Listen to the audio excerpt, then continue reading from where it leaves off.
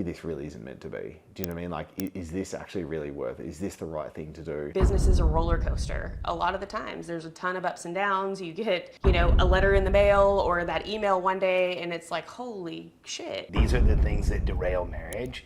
So let's apply process to those things. We both have had issues with intimacy. We both had issues with sex and sexuality. We both have sexual trauma in our background.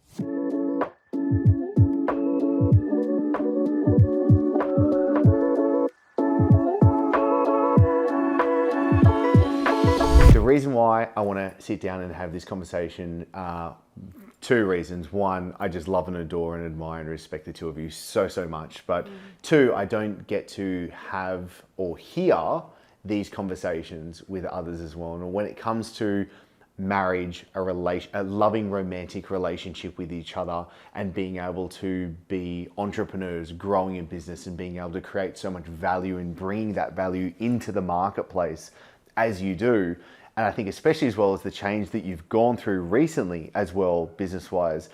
But for me, I found it very interesting because as I was really thinking about where I wanted and how I wanted this conversation to unfold with the two of you today, I was reflecting upon myself and my marriage with Lauren. And so having sold the company at the end of last year, and then coming to the point of like, we were then decided, okay, we're going to move from Bali. We lived in Bali for 2 years.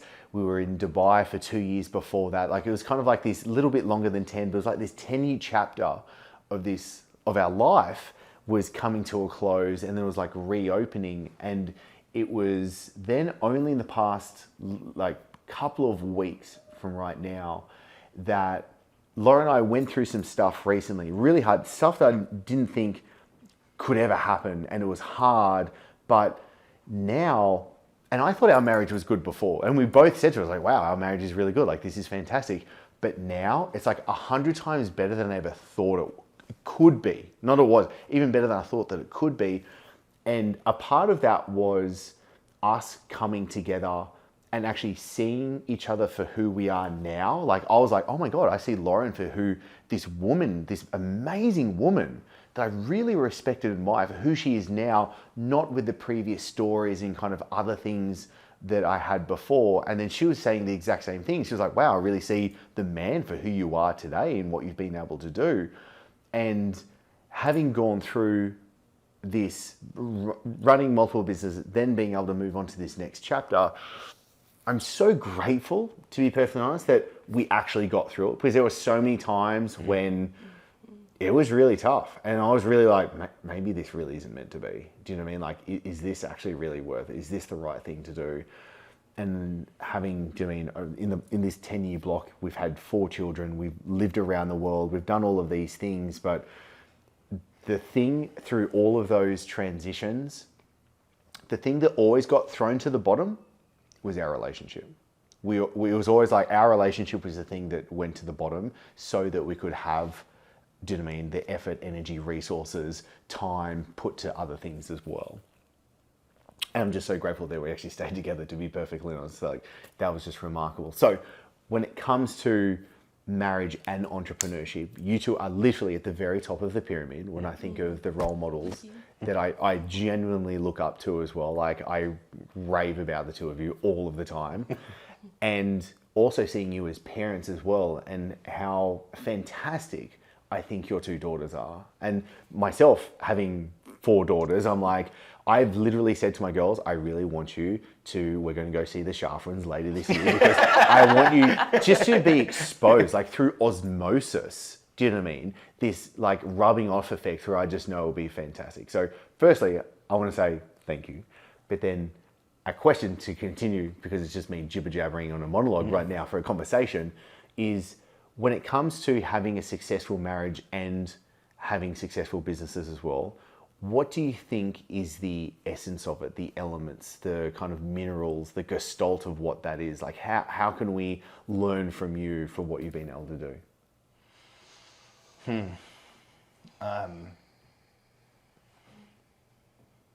I think that, like, in no way do I want to say that I've done this or that we've done this perfectly. I don't want to speak for you, but I think that when it comes to entrepreneurship, if you're a married entrepreneur, then the key to success in business is putting your marriage first.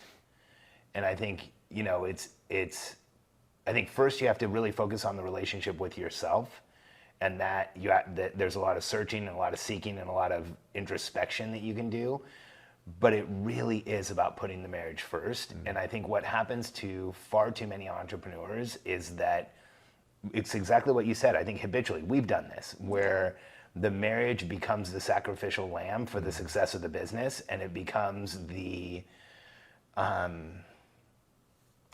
thing that doesn't get the focus because the business is calling to you, and there's responsibilities that you have, and you want to be able to, have the success that you want. And so the place where it feels easiest to sacrifice time and to sacrifice effort and to sacrifice energy is in the marriage. And I feel like I was really fortunate early on to work with entrepreneurs who were wildly successful and had really good marriages and families, and entrepreneurs who were wildly successful and everything fell apart. And when I look at the contrast between those two groups, the entrepreneurs I worked with who had marriages that stuck together, who put time into the marriage, who put time into their kids, who had a family around them that really cared about them, their success actually felt like success.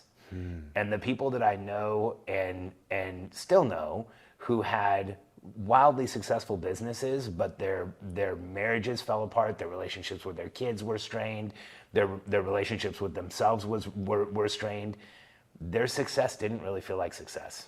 I was around them enough to know that from the outside, the money was there, and the houses were there, and the cars were there, and the resources were there, but they weren't happy. And the happiest people that I worked with at every level, I'm not talking even the billionaires that I've been like one-on-one friendship relationships with, have always had that anchor of putting time and effort and energy into the marriage. And I think that, there's clearly a thing of like the divine timing and divine order, and you see what you need to see at the right inflection points in your life. And there was a point where I wasn't doing that. And we had a wildly successful business, and we were like solving problems in the United States, and like tiny little company having a huge impact. And I sat down with, I forged a relationship with Dave Linegar, the guy who founded Rainmakers, like one of the wealthiest individuals in the United States. And if you spend more than 10 minutes with Dave, his wife Gail comes up. And beautiful. They have like this incredible relationship, and he's so proud of her, and he talks about her, and he once one-on-one he told me about when she was in a plane that crashed and she ended up permanently disabled, like still does crazy amounts of stuff, like even with her disability, but here's this guy who's worth all the money in the world, largest house in the state of Colorado in the United States, like second largest house in Arizona, built onto it, so he had the biggest house. Like that's, the amount of resources and wealth. I mean, he's a bit competitive. Yeah, an indoor garage like a car collection that rivals any car collection in the United States. He's kind of quiet. He's like the number one breeder of Arabian horses in the world. Like, wow. Like just crazy. It has a private golf course where PGA Tour events are played, and there's two members, Dave and Gail, and he was telling me about Gail's plane accident. It was actually me and a couple other people, and he like brought it up out of the blue. I don't remember why I was talking about it, and he got teary-eyed. And like seeing that, and there's so many examples of that I've been in front of that, and then the contrast of the guy who's talking poorly about his wife and can't stand his kids and can't stand his life. And seeing that contrast, it like finally drilled home, like, hey, if you're gonna do this right, the marriage actually, you can't just say the marriage is coming first, it actually has to come first. And I think that takes effort, and it takes intention, like a radical amount of intention that most people either aren't aware of or aren't willing to put in. But if you are willing to put the intention there and the time there and the effort there, that's how you achieve real success. I had a friend of mine shared a quote with me. He said, I know some people who are so wealthy all they have is money. Or sorry, some people who are so poor that all they have is money. Wow. And when he said that, I was like, oh man, I know those people. I know those people who have all the money in the world and have trouble looking in the mirror, and don't have the relationships around them, and don't have intimacy with anybody, and don't have a relationship with their kids, but they're worth ridiculous amounts of money. In the entrepreneurial world, we say, hey, that looks like success. But if you get behind that, it's not really success. What would you add? I want to jump in and say thank you for listening and supporting the show, as at the moment we don't run any ads on the show. And if you're getting value, if you're loving the show, then I invite you right now to share this episode. Share this directly to a friend or share it on your socials. And when you do share it on social, please tag me so I can personally say thank you to you. My social handle is @Chris Dufey. That's Chris Dufey, as it means a huge deal to me, as this show is about us coming together as a community to help each other grow, as I really do believe that a rising tide lifts all ships. So take your screenshot, grab the link and share it with a friend that you think could get value out of this together. It will put a huge smile on my face, and I very much appreciate it. I would say thank you for starting with Lauren and your experience, because I can see, like, we've been together 20 years, and in our first decade or so, that there were periods of time where we were really good and aligned and intentional. And when Alex and I met, it was very kismet. It's like we just knew, like within really hours, that we were going to be married. And it took me a little bit longer to like come to terms with it because I'm a little more stubborn, but I really did know it. And so She didn't call me back. But I didn't call him back. Make it clear. Like, well, a little hard to get. So You made him work for it. yeah. I'm not bitter anymore. Yeah. Well, sometimes. Doesn't sound like it. And I've always known that he's my person, but there are times where, like you said, it's like, I don't know if this is, if we should do this anymore, And I remember Alex's mom and dad, the first time that I met her, we were driving from Las Vegas to California, which was a story in itself. But Alex's mom and dad were holding hands in the front seat while they were driving. And they were together, I think at that point, like 35 years. They ended up being married 50. And she told me one time that, in every marriage, like you have that thought. I don't know if like this is worth it. And she was a licensed, therapist, and so I'm like, oh, like she's a good like resource for that type of information. And I trusted her, and I saw the connection in their relationship, and so for her to say that like really landed for me. And so I think, people can look and go, oh, the grass is greener over there, but I think the truth is that the grass is greener where you water it. And but there were many times where the business took over, and the business is demanding, and business is a roller coaster. A lot of the times there's a ton of ups and downs. You get, a letter in the mail or that email one day, and it's like, holy shit, things have changed in a minute.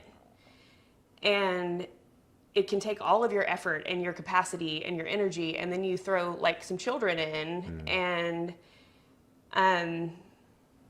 even though you love each other, like you can lose focus. You can miss the intention that you had at the beginning, and you could forget that person is your person. And so I think through a lot of hard conversation, a lot of really showing up when it's difficult, and always consistently being dedicated to growing together has been a backbone for Alex and I. And we've struggled, in a lot of ways. I think we're in the best place that we've ever been, which I'm grateful for that. But I had a coaching client one time say like, oh, I want to be like you and Alex, it's like, it's perfect. And I remember just like feeling like she'd punch me in the gut.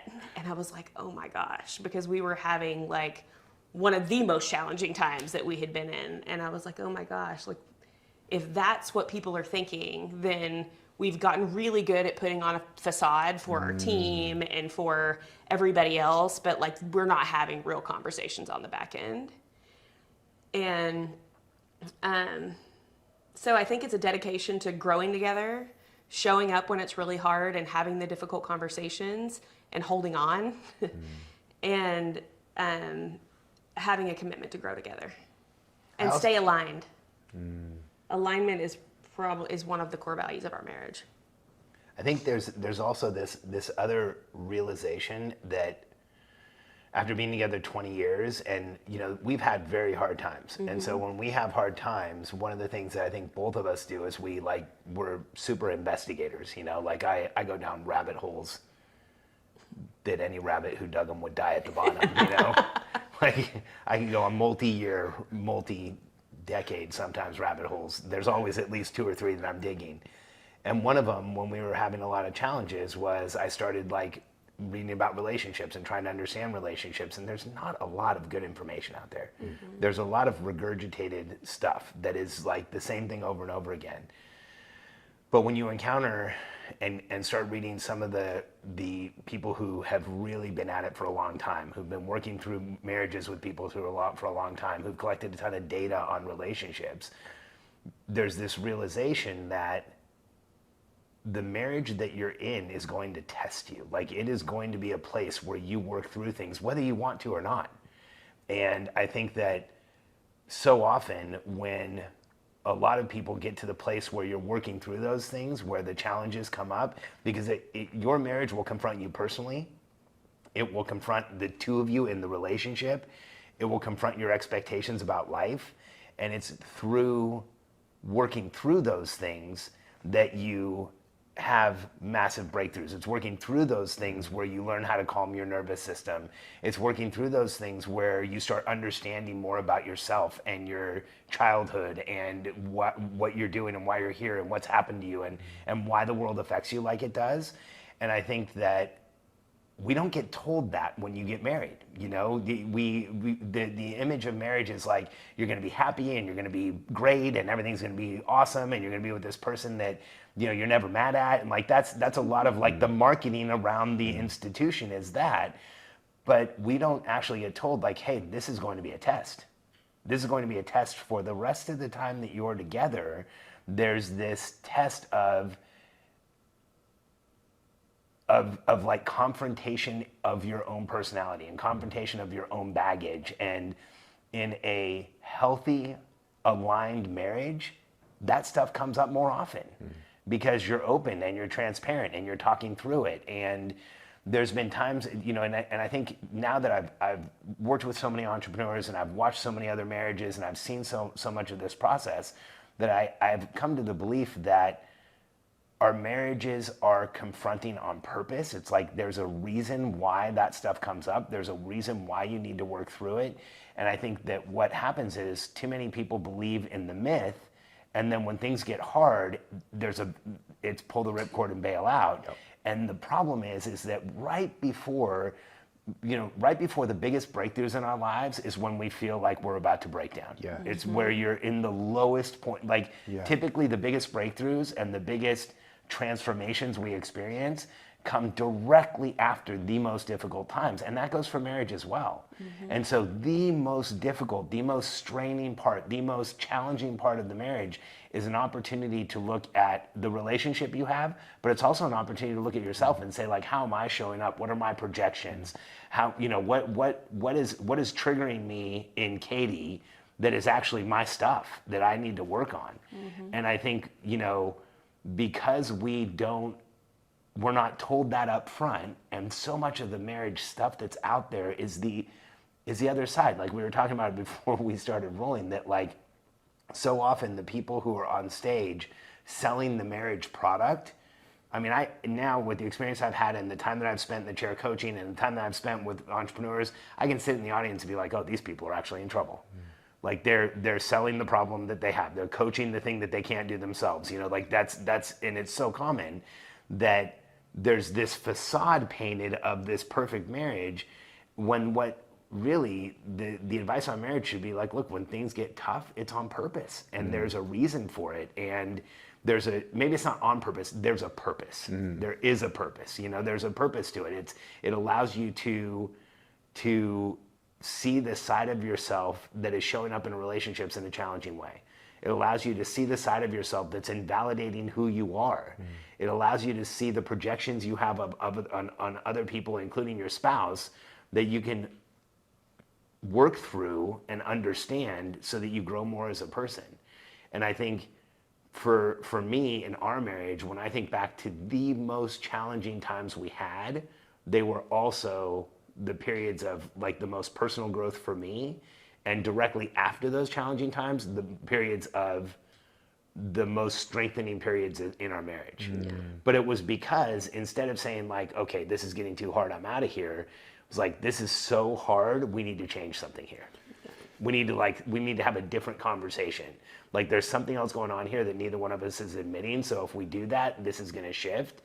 And I don't think that message is out there enough. I don't think that really gets shared. Really quickly, I love that you're joining us on the podcast. And if you haven't yet, I have a YouTube channel, which is our main hub. This is where we have all the episodes, so you can watch the conversations and join each episode to get all of the best content, the best insights. So click over to YouTube, go to the Chris Dufey channel, as I would love for you to be able to join us there. So what comes up for me is a few different things, especially, so it's interesting with what you bring up, because when it comes to the information and the advice that gets thrown around about this sort of stuff, I got the same kind of feeling, and it kind of, the story that bubbled up for me was like a child was watching their mother make meatloaf for dinner, and the child goes like, oh, like, why do you cut the ends of the meatloaf off when you're making dinner? And she was like, well, I don't know, that's how my mum did it. And so they were like, oh, well, let's call grandma. And they call grandma, like, hey, like, why did you cut the ends of the meatloaf off? And she was like, oh, because our oven was never big enough, so I had to cut the ends of the meatloaf off, right? So it's kind of like this, like, passing the buck, or it's just like, the monkeys are just copying the other monkeys at the end of the day. But when you get to the root of it, it was actually all false information to start off with. And so like this regurgitation process is like, well, let's stop this and let's question, why are we doing these things? Let's actually look for some actual real practical, real advice at the end of the day. And I remember there was one time, I can't believe it did not happen more often though, but there was one time very clear for me that was when Lauren lost faith in me in running the business. And I remember there was a point where like times were super tough to me. Like we were down to the bare bones. And I remember us having a conversation, and it was just very clear for me that she just lost faith in what. And she should have lost faith many times before. Do you know what I mean? Like I would not have held that against her at all. Do you know what I mean? Totally. Yeah. I was like, okay. She finally figured it out. Yeah, totally. But it was interesting because then that's when I had to like see it within myself, and I had to dig deeper, and I had that like moment of like, okay, now I have to prove this to her as well, and that being a good thing, because I tell you what, when it comes to personal development, marriage, parenthood, and entrepreneurship are goddamn the three biggest and best things to be able to do. 100%. Do you know what I mean? And we're really talking... And the hardest. Yes. And we're talking about throwing these three into the pot together and start like, let's cook it. And for me, when it comes to, Cadey, when you say alignment, I think that's brilliant that you say that. Totally brilliant that you say that. Because for me, I've seen when Lauren and myself, there can be times when we kind of like start drifting apart, but there's the times when we snap back, we keep coming back. And it's something that we've talked about often, and it's like, wow, we're so grateful that we continue to grow together in the same direction, and we're helping each other grow, and it's like that spiral going up together. So when it comes to alignment, Cadey, how do both yourself and Alex be able to ensure that you have alignment? Like, how do we define what alignment is, and then how do we ensure that we're actually following through with that as well? Sure. So I think when Alex talks about, there are periods of time where it's like, oh, we've got to do something different. We have processes in our business. We teach process, structure, and routine in business. And so we were like, let's put some process, structure, and routine in our marriage and see like how that works. It was super uncomfortable at first. Like, we were not in a great place. So uncomfortable. So it's like, okay, we're gonna get to the table, we're gonna get it over with, right? You know, but we got into the habit of meeting every day and saying, like, this is what's going on. This is what's going on in my day. This is what's going on in your day. Having a daily huddle. We have a daily huddle. Yeah. And we started this, it's years ago now. It's probably 10 years now. Maybe a little more. Yeah, it's a long time. And then we expanded on that. It was like, okay, we're meeting daily. It's starting to feel good. I understand what's going on for you. You understand what's going on for me. That conversation we had yesterday was frustrating, and you know why it was frustrating for me, and I know why it was frustrating for you. So it kind of forced real conversation. It forced alignment, right? Because we had made this agreement to sit down and do it. And then we were like, okay, let's expand this, and let's, we've always been really good, I think, at setting like goals together. We look at our net worth, we, sit down every month, we look at our finances, and now it's just part of habitually of what we do. When Alex and I got together, it's like, okay, what are the places that people really like get divorced over? Finances, sex, communication and parenthood. Like those are like the top 4, I think. And so now we have really good structure around those 4 things, and we, set annual goals together. We meet quarterly, we meet on the quarter, we have a monthly plan together, both in the business and personally. So there is a Charfen cadence to the marriage. Yeah. 100%. Yeah. There's a whole process. There's a whole process. But it revolves around what Cadey said. Like, these are the things that derail marriage. So let's apply process to those things. So good. Yeah, and we started with like communication derails marriage, so there was the alignment, and then I was in the rabbit hole, and I'm like, okay, Cadey, so the next thing is finances. That's where people lose it, is money. So then we put financial process in place, and then there's issues with kids. So let's get really aligned around the kids, and what we're gonna do and how we're gonna do it, and what conversations do we have before we have them with them.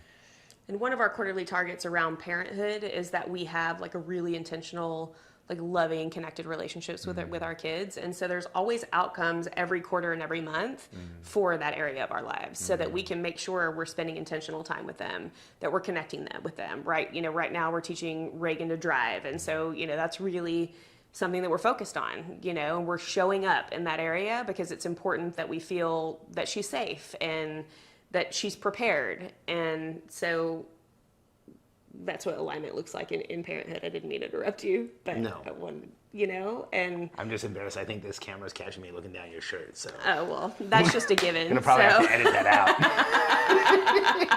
out. It's nothing but a good thing. It's nothing but a good thing. That's why we're here. It happens.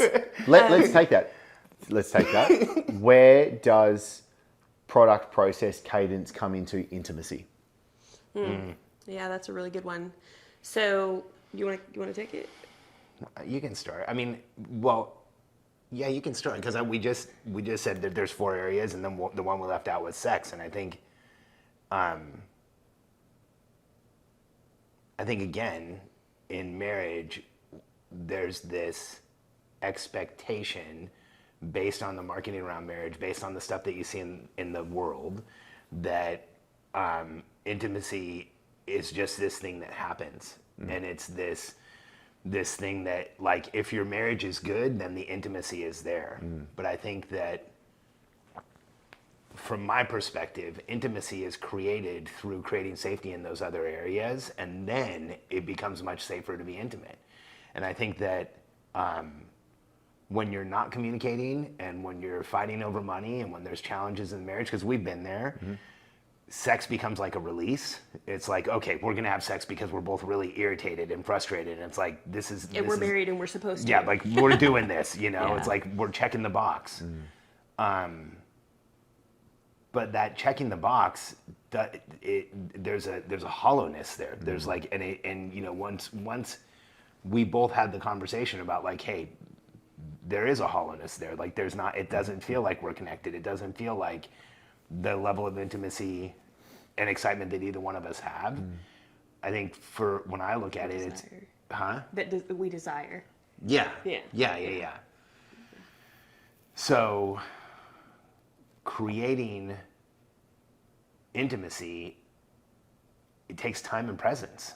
And so when we sit down to align around finances, when we sit down to align around our goals, when we have our quarterly meetings, when we sit down on a monthly basis and look at what's going on, that creates the foundation for intimacy to actually really be intimate. And I think that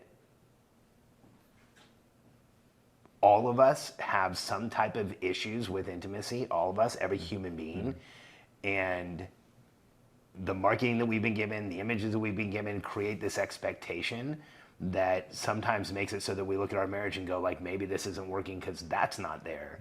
And I think, again, the contrast is, if the intimacy is not there, there's an opportunity to work on it and to work through issues together. Like both Cadey and I, like, I don't want to speak for you, but like we both have had issues with intimacy. We both had issues with sex and sexuality. We both have sexual trauma in our backgrounds, like severe sexual trauma in our backgrounds, both of us.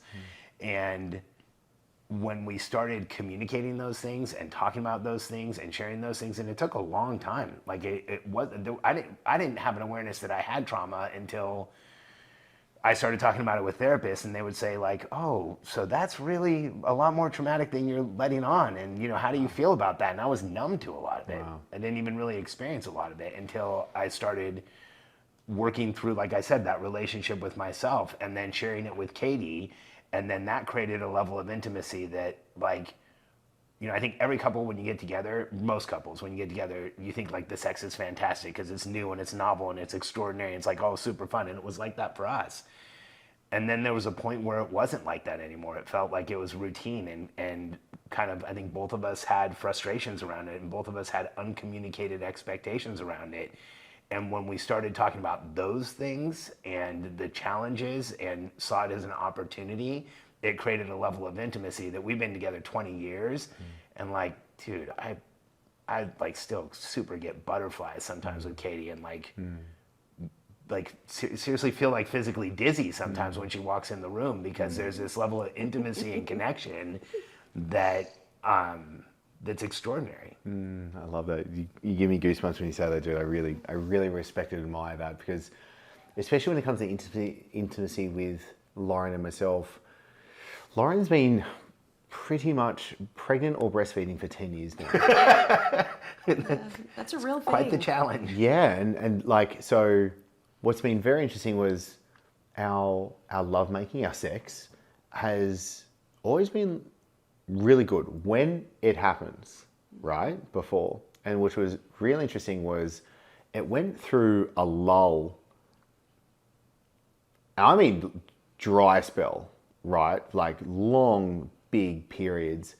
And it was almost like, especially after, say, Lauren, especially for the last two children being born, it was very much a case of, I knew to like that kind of gets turned off. So I consciously was like, I'm just going to turn that side off of me. Do you know what I mean?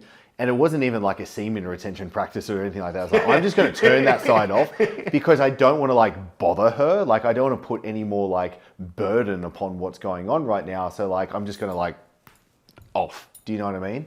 Which wasn't a good thing for me because I really suppressed that side of me. Well, you suppress so much else unintentionally when you do that. Yeah. And it was, not good. And it was then being able to come back around and us being able to really have open communication, like, hey, we've got to talk about this. Like, what are we going to do about this? And then being able to come back around to seeing each other for who we are now and really like working through these things. And it's just been, it literally got to the point where like we were laughing, like we were making love every single day. Do you know what I mean? Like I'd get the girls to bed and they would be like on the kitchen counter sort of deal. Do you know what I mean?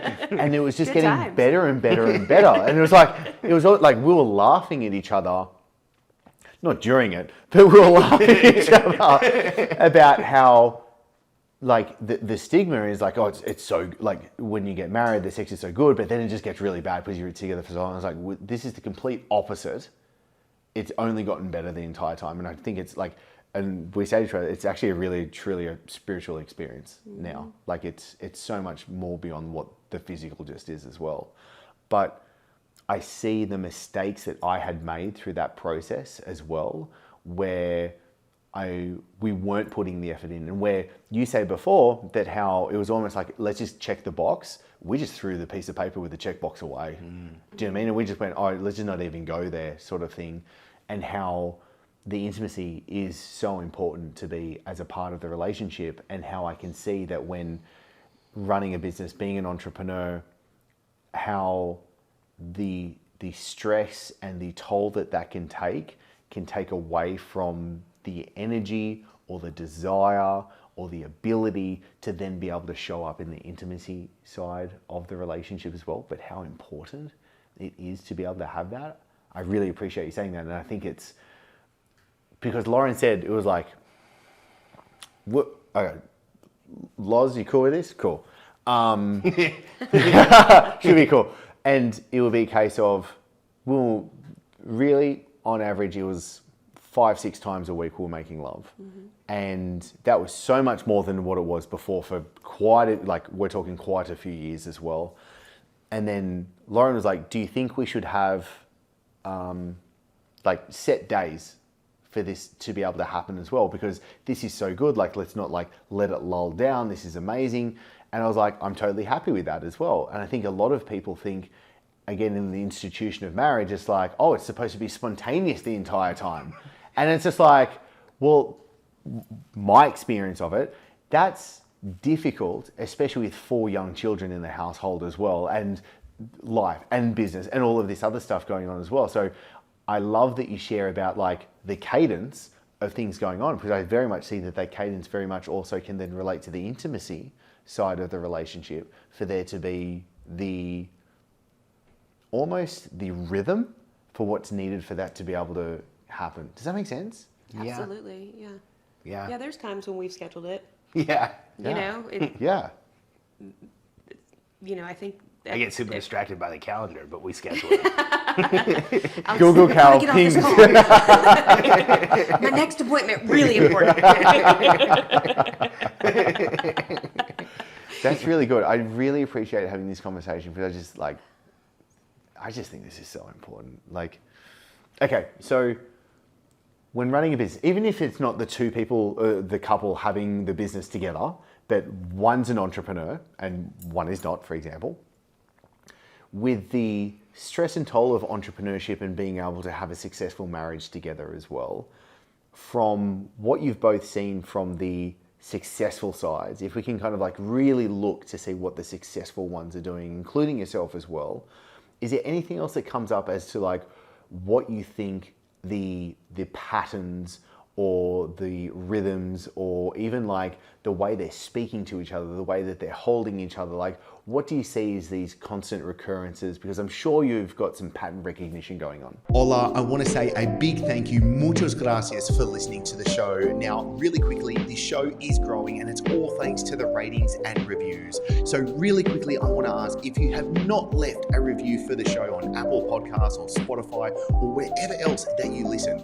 take the 30 seconds, please click on over, leave a review, as I really want to hear from you. And I want to know what is the best thing so I can cover in future episodes, what guests to bring in, what questions can I answer for you, what is it that you're getting out of being a part of this show as well. And I just want to say thank you so much for being a part of this show's success. Thank you so much for clicking over, leaving a review. Now let's get back to the episode. Oh yeah. For sure. Yeah, I think, and also working with entrepreneurs, I think, especially if there's an entrepreneur and their spouse is not in the business, entrepreneurship can be very isolating. I think that you feel like you have to have all the answers, and you have to be the smart one in the room, and you have to know how to make things work, and make the donuts and make them happen all the time and make it consistent. And it's very difficult, I think, to come home when you're struggling, and it's difficult to admit that to yourself, but then to come home and have to admit that to the person that you love and adore, and you want to, for them to see you as stable and a provider or whatever. Can I please interject, Cadey? Yeah. This is I'm so happy that you've brought this up. Yeah. This is so salient for me as well. I would love to know what your thoughts are when it comes to how much communication should there be or should there not be? So let's say that we've got an entrepreneur. I'm just going to use myself for an example. I'm the entrepreneur, Lauren is not working, and when I have things arise, what should be communicated, what shouldn't be communicated, how should the communication best be? Because I also feel, and I've seen this come up before, which I've wanted to like catch myself on, is like, I want to be seen as the provider, the protector, the one to be able to serve. Do you mean I've got all my shit together? I've got everything happening. I'm out there conquering the world. And when that obviously doesn't happen all the time, I don't want to be seen as... You don't want to let her down. I don't want to let her down. I don't want to be a substandard man where I'm really making sure that she's the man that she wants to be with as well. But the challenge is if you're not communicating where you really are, your spouse feels it, and that breaks intimacy. You know, I think that's like this misconception with entrepreneurs that if I'm really struggling, I can compartmentalize. Compartmentalization is like the biggest joke. I've had that conversation probably 3 times in the past week with entrepreneurs, and I'm like, hey, you need to take this, like disavow this whole compartmentalization thing. It's not real. It's absolutely not real. It's stuffing things down. It's play acting in certain situations. It's trying to be something that you're not, and the whole world around you energetically feels that it's off because you think you're compartmentalizing when what you're really doing is avoiding. And I think that in way too many entrepreneurial marriages, the entrepreneur thinks they're compartmentalizing, but what they're really doing is reducing the emotional intimacy that they have with their spouse by not communicating what's really going on. And I think I think for most of us, there's this challenge of like, I want to be seen in a certain way. I see myself in a certain way. I see myself as I should be, not like I am. And so I'm not going to communicate what I am. And I think that is where there's fissures and cracks that are created in marriages that if you don't start filling those in by actually saying what's going on, they persist and they become massive gaping voids that become difficult to overcome. Yeah, and I would say also on the flip side, you know, especially if like a mother or like a woman is at home and it's a male entrepreneur and a female at home and they're raising children, like motherhood is difficult, you know, and it is like the most important thing I won't speak for all women, but in my life was to be a good mother, you know, and I was running a business and I felt like I was straddling it, you know, at the same, you know, I wasn't doing well in either place a lot of the time. And, you know, if a woman is at home and struggling as a mother and you're not sharing how you're struggling as an entrepreneur, it doesn't create the vulnerability and space for her to say, like, I'm really struggling too. This is really hard. I feel vulnerable. I screwed up today. You know, I raised my voice. I wasn't present and something happened or, you know, and like, that's just life. And, you know, that is happening on both sides of the equation. And so I think it's important in any entrepreneurial relationship that there's that alignment and that intention, because it gives you glimpses and windows into your spouse's vulnerabilities, and you understand that you each have unique gifts and unique abilities to support each other, which is why you got married in the first place, because you're connected and you love each other and you see the best parts of each other, but you also see the vulnerable spaces that you also love, because you love that tenderness. You love those vulnerabilities, right?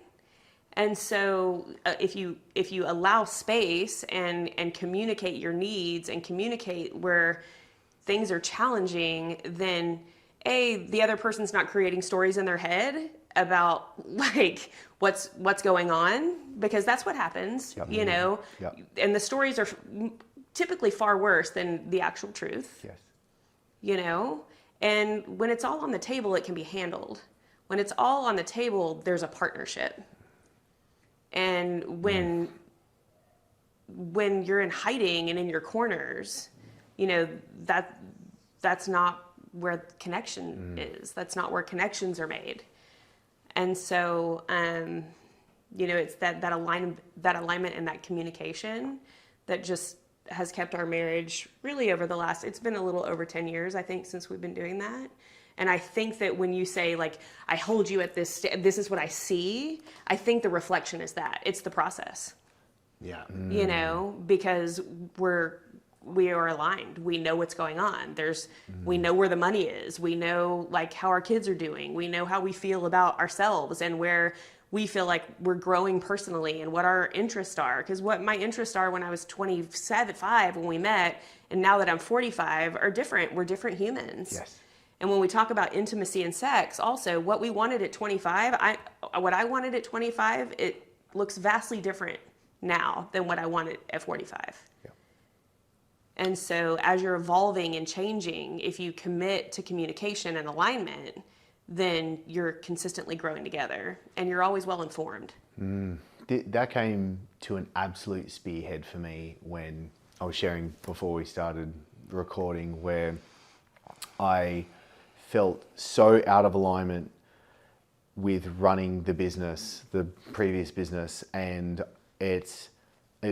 what cracked it actually open, which was very interesting and so thankful for Lauren, was I was not communicating how I was truly feeling. Well, firstly, I was actually completely bullshitting myself first, and I was not being authentic and communicating with myself with how I was really feeling. And then that actually started to, like, open up, and then I felt so off and out of integrity and just like a failure that I then was obviously clearly projecting. I was clearly just being probably an absolute lemon, to be perfectly honest as well. And Lauren was like, what's wrong? Like, what's going on? And then I was like, no. Like, I wasn't opening up the way that I should have, for sure. And she's like, when you're like this, do you know what I mean? I'm thinking, like, is it me? Is something else going on? Like, Yep. do you mean, again, and perfectly rightly so, there's a bunch of stories that are now getting fabricated that are completely untrue. And then that was the thing that then opened up the conversation, which led me to, do you mean, being on my knees crying to her, being like, I'm so out of alignment right now. Like, I'm just so out. This is one of the worst pains I had. So thank you for sharing that, Cadey, because that is so goddamn good. And God knows how much less suffering there can be as well, do you mean, if we're able to follow that sort of process. And I think that process is just key. Like, oh my God, that's... So a few years ago, a friend of ours called me, and he was going through some personal development course, David. Yeah. And I'm allowed to talk about this, like, I'm not breaking confidence, but my friend David Gonzalez called me, and we know him and his wife Holly for a long time. And he shared this publicly, and so I'm always very careful about using people's names when we're talking about this kind of stuff. But they were at our house a while ago, and they're like, "Listen, we'd be happy to share this with anybody who wants to listen." So David called me, and he was like, so I'm going through this personal development course, and one of the things that I realized is that Holly and I don't really have, like, an exciting marriage. We don't really have a connected marriage.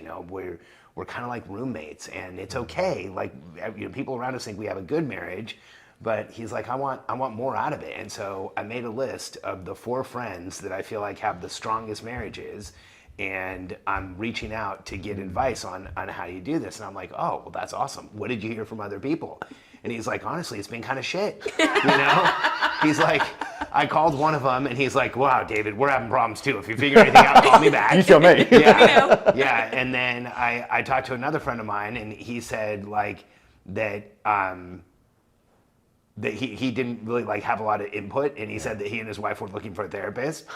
And then he called me, and I took him through our marriage alignment process. And I said, okay, well, I mean, here's how we do it, David. And I explained to him, we meet on a quarterly basis. We sit down monthly. But the key is that we have this daily alignment. And, we sit down on a daily basis, and we share what we're grateful for, where we feel like we won the day before. If we're uncomfortable. Yeah, where were we uncomfortable the day before? What our intention for the day is, and what are the top 3 things that we're doing?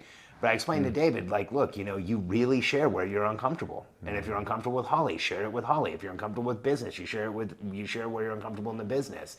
And this process, this step by step, actually creates a level of intimacy that is missing in most marriages, because when you run a business, there's a process that runs that business, and you're committed to it, and the process is distracting from everything else that you do, because this is going to get your attention. And so unless you create that process in your marriage, then you're not going to have that same level of connection, that same level of intimacy. And so David and Holly started doing that, and I think it was probably 30 or 45 days later, he called me, and he was emotional on the call. He's like, dude, we've been doing this, and it's crazy. He's like, I'm in love with my wife again. And we were at a wedding with them, and it was so cute. They were sitting in front of us. Yeah, we were at a wedding with them. Just recently, like maybe 5 or 6 months ago. Yeah, and David turned to Holly and he's like, "You're so beautiful," and Katie's like, "Oh, that's so sweet." I mean, because he's just like, oh, he's just like, enamored with her. Yeah, and like they've been together longer than us, I think. Yeah. A little bit longer than us, but like that connection, that seeing your spouse that way, like having that attraction, is through creating, through following a process that creates intimacy. And I think what happens in 99% of marriages is there's so many competing forces that, just like you said, the marriage goes to the bottom. There is no process, there's no structure, there's no commitment to it. And you become like ships passing in the night. And that's what David said. They were like roommates. We felt that before in our marriage. You become roommates because you're not intentionally doing anything else. Yeah. And if two people live in a place and you've got all the stresses of life, and you're not intentionally creating connection, you will become roommates. Yeah. And so it's interesting. We've now seen this happen, I don't know, dozens or hundreds of times with our friends and members and people that we've shared this with, where, you know, we had 2 members that were like ready to get divorced when they joined one of our programs. And we kind of teach this in our program. It's kind of like something that's in there, but it's not really the center of it. But they started going through the process, and at the next event, so the first event that they came to with us, they were fighting so much, you could tell they were fighting in the room. Like they were kind of like, they were making comments about each other in the room, and like, right? Remember? Yeah. And the next event they came to 3 months later, after following this process, we couldn't get them out of their room. They missed like half of each day of the event, and like the husband, I don't have permission to share the story, so I'm not going to use his name. But the husband came up to me at like lunch. They hadn't been there the second day in the morning, and they missed the afternoon before. And I'm like, "Hey, are you guys okay?" He's like, "Oh, we're doing really good, man." I'm like, "Been shaking the whole time." We're good. He's like, "We're really good, but like we're away from the kids," and he's like, "You know." And I'm like, the contrast in 90 days was hilarious, because it went from like throwing darts at each other in public to now, because they intentionally, and by the way, they just put time into it. They just marked time on the calendar. They just made the commitment every day, and that process turned them from throwing darts at each other to they couldn't stay out of the room together. Process creates intimacy. 100%. Like Cadey says, process and structure in your marriage don't sound sexy, but if you put them there, you'll have a lot more sex. I want to jump in and say thank you for listening and supporting the show, as at the moment we don't run any ads on the show. And if you're getting value, if you're loving the show, then I invite you right now to share this episode. Share this directly to a friend or share it on your socials. And when you do share it on social, please tag me so I can personally say thank you to you. My social handle is @Chris Dufey. That's Chris Dufey, as it means a huge deal to me, as this show is about us coming together as a community to help each other grow, as I really do believe that a rising tide lifts all ships. So take a screenshot, grab the link and share it with a friend that you think could get value out of this together. It will put a huge smile on my face, and I very much appreciate it. 100%. It's so true. If that should be taught, do you mean before That should be every like marriage? the pre-marriage class. Yeah, totally. Like, do you mean like that? That is so Remember those critical. pre-marriage classes we took? So lame. I also want to say that, especially for entrepreneurs, if you're running a business, we talked about like business is a roller coaster, and we have this, I don't know if it's like a core tenet of our relationship, but it's you separate the momentum in your marriage from the momentum in the business. Because so if you don't, the business dictates how your marriage is going. Yeah. The ebb and flow of the business should not affect the ebb and flow of the marriage. It cannot. It can't. So if things are super challenging in the business, you lean more into the marriage. Yeah. And what happens to us as entrepreneurs, like Cadey said, entrepreneurship is isolating. Yeah. And every one of us has gone through a period of time in our lives, whether it's in business or somewhere else, where we're in the tunnel alone and we're the only person that sees the light at the end of the tunnel. And the rest of the world is like, get out of the tunnel, it's a train. And we stay there and we isolate and we push through and we do what we need to. And then we step through the light at the end of the tunnel, and that's where we become who we are today. That's so counterintuitive to what the cultural narrative is. That should be a message that's just like hammered home. So that's really important. I think I'm going to be taking away from this for sure. Like I know on the Uber ride, do you mean going back from this, I'm going to be messaging Lauren, being like, oh my God, do you mean like, let's get this cadence going. And because I've said to you, and I will continue to say for the rest of my time as well, do you mean that so much of the success that I've had in entrepreneurship today is thanks to the two of you. Thank you. No. Like it is genuine, and I'll scream from the top of the roofs about it as well, because there is no way I would have been able to be where I am, to be able to have built and sold a company, to be able to do what I do now today with so much of what I've learned from the two of you integrated into that as well. Like it is goddamn brilliant. Do you know what I mean? Like I'll be a salesperson, no commissions needed for sure, because it's just, it is, but it is literally applying the exact same process then into marriage and relationship as well, that I think is really brilliant. And I know people will hear this and there will be some that will kind of like, oh, but that sounds so rigid and that just sounds almost too formulaic and almost too artificial. I think that the opinion that it sounds too formulaic or that it sounds too structured or that it sounds too methodical or whatever that is, like I understand that. But I think it's because of the misconceptions of what a healthy relationship is. Yeah. I think the misconception of a healthy relationship is that because you're in the relationship, everything works out. Yeah. That's the misconception. The misconception is you find the right person and then everything works out. It's and actually then you're flipped happy. the other way. It's absolutely the opposite. Yep. The reality of being in a healthy relationship is that you find the right person and then you work through all the challenges together. And it's hard. And there's times where, like I said earlier, it's confronting and there's issues. And a healthy relationship actually comes from the level of commitment and work that you put into it. It's not just, it doesn't just happen. And so I think for anybody who thinks like, oh, it's too formulaic, too structured, too like, what they're stuck in is that impression that healthy, successful, intimate, sexually successful or sexually intimate relationships are just supposed to happen. Like that's every movie we've seen. Yeah, that's like saying a successful read. business is just supposed to happen. Yeah. Like when does that Bollocks. happen? Because you're just a really smart person. Like, right? come on, that's not how it works. Like, the reason that you started this by saying that marriage, having kids, and entrepreneurship are like personal development programs is because they are confronting and challenging and difficult and cause your greatest teachers. 100%, and they cause massive introspection and they cause pause and growth, and growth is not comfortable. If you're in a place where you're super comfortable, you're probably in a place where you're not growing that much. And so I think anyone who looks at it that way needs to understand that that's the message we've been sold, but it's not the reality of how it works. There's another thing that we've been sold is like weekly date night. Yeah. Like if you just schedule a weekly date night, everything's gonna be good. everything's going to be good. And so I would say that if you could schedule, when I talk about daily alignment, we're talking about 5 to 15 minutes in the morning. Alex is worth 5 to 15 minutes every morning to me. And I would much rather meet with him every day, understand what's going on, check in, grab his butt, because there is a little bit of that. I'd love to grab his butt too.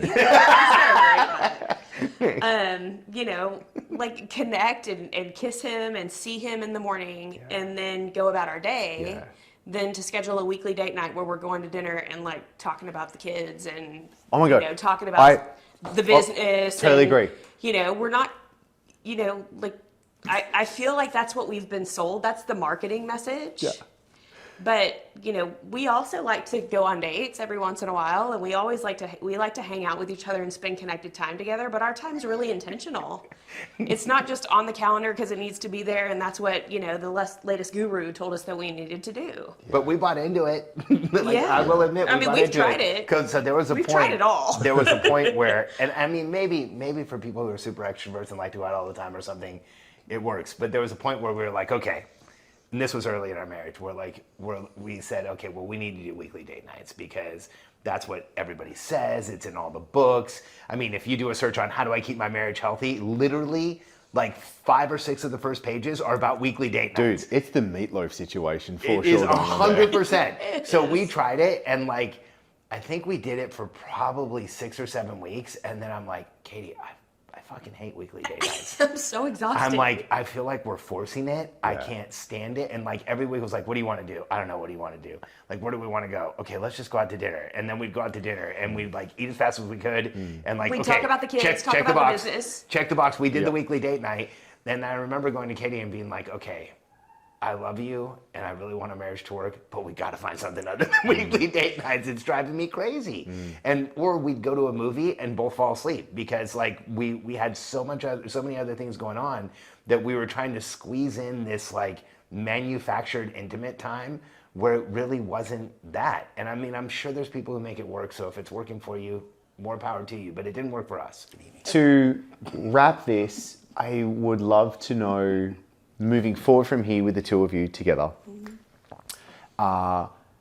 what is it that you're both excited about and looking forward to with your marriage together? Cadey and I were having a conversation in our room, and I think I was sitting in a chair and she was sitting on the floor, and she was talking to me about something. And I had like this really intense moment of like, holy shit, she's so incredible, like so extraordinary. And I told her, and she's like, you never talk to me like this. And I'm like, I know, I don't think I've really noticed like this before. Wow. You know? I remember that. But I remember she was wearing like a gray tank top and she had her hands behind her and she was sitting there and I'm like, holy shit, like I'm so lucky to be married to this woman.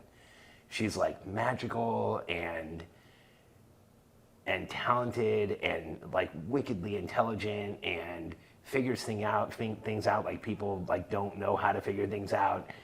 And she was talking and I like didn't hear anything she was saying because I got like lost in this moment of like, dang, like this is my wife. Like, you know, holy crap, I'm so lucky that this happened. And we've been together for 20 years. And when I think about like what I'm most excited about, it used to be like, oh, we're gonna build huge businesses and we're gonna, you know, have cars and houses and possessions and wealth and all this. And like, we have all that stuff, you know, and in a way that has created a level of stability that stuff has lost importance. It's like, I mean, yeah, we can buy any car we want. You know, we could do really whatever we wanted to do. And so the excitement now for me is more about like, what can we do together? And how does it develop the two of us? And what comes out of it? And I think for me, for a lot of our marriage, it was about like, what could I do? And there was a,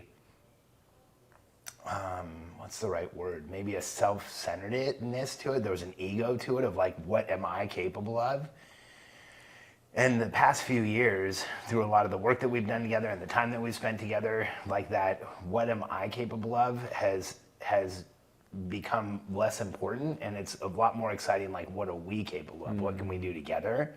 And I think that after 20 years, we're in a place where there's like a higher level of connection, a higher level of intimacy, a higher level of excitement. And so I think like with a lot less, we were able to do so much. What comes out of this? Like what can we really do with this? With a level of intention and connection and conversation, like what is the potential of what could come next? And so that I think maybe for the first time, like, that we've been married in the past few years, it's been a lot more about, like, okay, so what are we capable of as a couple, as a marriage, as two people together? Like 1 + 1 could equal 100 instead of 2, and that is exciting to me. And you know, after 20 years, there's a lot of transitions and there's a lot of changes. And I'm 50 and Katie's 45, and we're at a totally different time in our lives. And like I said, the things that used to feel like the most important are like, okay, you know, like it's not that important anymore. But there's this new excitement for, like, how much can we really learn about ourselves? How much can we really share with people? How much can we impact the people around us through this association that we have together, this intimacy that we've created together? How does that really create this next stage of our lives where, for me, for the first time maybe in my life, I'm not driven by crisis. I'm not driven by, like, the woolly mammoth chasing me down. You know, I'm not like in a place where I need to work out of something. I'm in a place where things are really good and I can make intentional decisions and say, like, let's really build this next chapter of our lives out of a place of intention, out of a place of security, out of a place of what we really want together. And that's exciting. And I don't think that in my whole life I would, if you told me even 10 years ago that that's where I'd be, I don't think I would have believed it. Wow. Because even in our marriage 10 years ago, there was a level of competitiveness, like who's doing what and how much are we doing, and am I doing enough? Is she doing enough?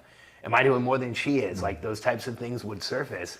And being able to, for the most part, let go of those things and feel like the excitement of what Katie's learning and the pride of, like, watching her in front of a room talking to people, and the, like, I mean, I get, like, tingly when she's, like, in front of a room talking. She just blows people away. And, like, what's going to happen next? Like, what is that going to allow to develop now that we've worked through, not everything, because I don't think you ever do. There's always layers. Yeah, we've been through really hard things together, and we haven't always, but for the most part, we've leaned into those hard things, and we've worked through so many of them, and we've cleared so much stuff, and we've gotten to a place where there's this level of connection and stability that I think is going to naturally allow us to achieve things that we've never been able to achieve. Maybe that's not, like, 100% clear right now, and I can't tell you, like, what that looks like, but there's an excitement of the journey and the discovery of what that is. Wow. Thank you. For me. What? Why are you laughing at me? I'm not. I'm just proud of you. That's awesome. I'm excited for all of those things too. And I agree that I think the first 20 years of us being together was maybe like the warm-up act, you know? Gorgeous. And we learned a lot of lessons, and I'm sure that we'll learn a lot also in the next, I'll say 20. And then however long after that. I'm excited for our children to launch, and for them to see, like, who they become in the world. I'm super proud of how we've shown up as parents, and so I'm excited to see, like, what that looks like. And I'm excited for the freedom that's going to create for Alex and I to express our creativity in a different way. And I'm excited to not be behind the scenes as much as I have been in the past. I think there's times that created resentment, you know, because we'd be, like, at the event and I knew how hard I was working, and then people would be like, "Oh, and what is it that you do?" Yeah. And I'd be you know, like, I couldn't help it. Yeah. And I think unintentionally, I probably took that out on Alex, even though he would never have said, like, Yes. I can do this without you. There were just so many periods of time where I felt so unseen. And that was really hard. You know, I think that's like a story of my life, right? There was times where I felt invisible and unseen. And so that was my work. You know, it's learning to see myself and see my own value so that I can express that and show up fully. And so I'm really excited for that. I'm excited to be able to express and be creative and to provide value in the world from a place of resolve and stillness rather than anxiety and reactivity and of the things that I'm supposed to be doing. It's like, no, what feels aligned and what feels good. And if it feels good, then it's meant for us. And then that's what we're meant to do, you know, and trusting that. You know, I think it's easy to say that, but it's very different to be in it and to embody it and to trust it. And that's what I'm excited for. It's really beautiful, Cadey. Thank you you for that. And I'm so happy you're being seen because you are remarkable. Thank you. You both are. And one more thing, Chris. I think when you talk about intimacy and like physical intimacy, there's definitely times in I think every marriage where it's super challenging. And I've heard all the same stories you have. It's like you get married and well, you give up physical intimacy, or there's, you know, I think I remember a friend of mine once saying that like, oh, well, the way that it works is every time you have sex before you're married, you put a marble in a jar, and then once you get married, you have sex and you take a marble out of the jar and you're never gonna empty the jar. And like that's how much intimacy goes down after marriage and kids, and like that's just like Such a lie. Terrible analogy. Yeah. Like, But I remember like actually going, wow, man, that's gonna suck. Yeah. And How do I fill out more marble? yeah, no, Should I so- sneak him back in? that totally sucks. And by working through challenges, not just in our relationship and not just with the kids and not just with the business, but in working through and having really difficult conversations and difficult times in the intimacy between us, there's been a level of physical intimacy created that we've never had before. And really in like the last couple of years, and it feels like it's just built over the last couple of years. Yeah.